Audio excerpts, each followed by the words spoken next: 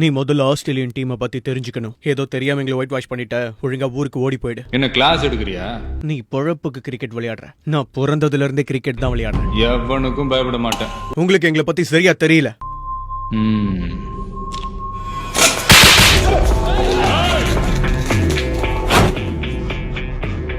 உன் ஆளு உன் இடம்.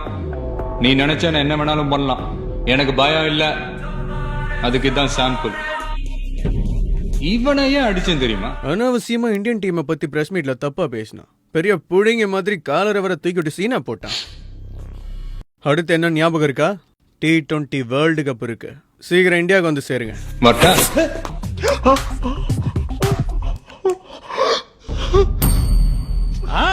இனிமே நாம எல்லாரும் அவங்க கிட்ட தோத்துக்கிட்டே இருக்க போறோம்.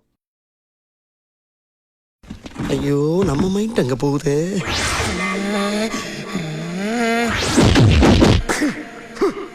நான் சுத்தி வளைச்சு பேச விரும்பல.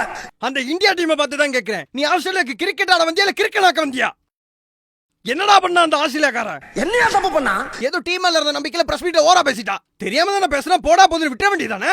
அதானே உலக வழக்கம். அதை விட்டு போட்டு 11 பேர் 3 T20ல அந்த ஆஸ்திரேலியா டீமைய வச்சு துவச்சிருக்கீங்க நீங்க. ஆனா அடிச்சாலும் பரவாயில்லையா, போற வர சின்ன பிள்ளைலாம் விட்டு இவனை அடிச்சு பழகிக்கணும் வேற அசிங்கப்பட்டிருக்கீங்க நீங்க. அப்படி பழகிட்டு போறதுக்கு இது பாகிஸ்தானே இல்ல பங்களாதேஷா? இவ்வளவு வேர்ல்டு கப்ல கூட இப்படி ஒரு சம்பவம் நடந்துச்சு. இதே மாதிரி வேர்ல்டு கப் ஃபைனல்ல ஒரு டீம் கொண்டு போய் அடிக்கிறாயா. ஆனா அவன் இந்த அளவுக்கு இஷ்டப்படல. அது எப்படி டீம்ல இருக்கவங்க கண்கலங்க கூடாதுங்கிறதுக்காக 48 ஓவர் வரைக்கும் கொண்டு போயிருக்கான். அந்த நாகரிகம் கூட உனக்கு தெரியாது.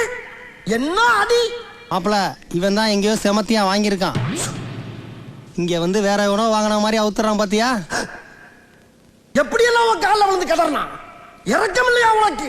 வேணாம், எங்க கிட்ட வேணாம். இப்படி ஆக்ரெசிவா விளையாடி ஒயிட் வாஷ் பண்ண எங்களுக்கும் தெரியும். ஆனா நாங்க அப்படி விளையாட மட்டும் விளையாட தெரியாது எங்களுக்கு. என்ன ஷார்ப்பு போட்டா பலாப்பழ மாதிரி பழக்கம் போல் இருக்கேன்.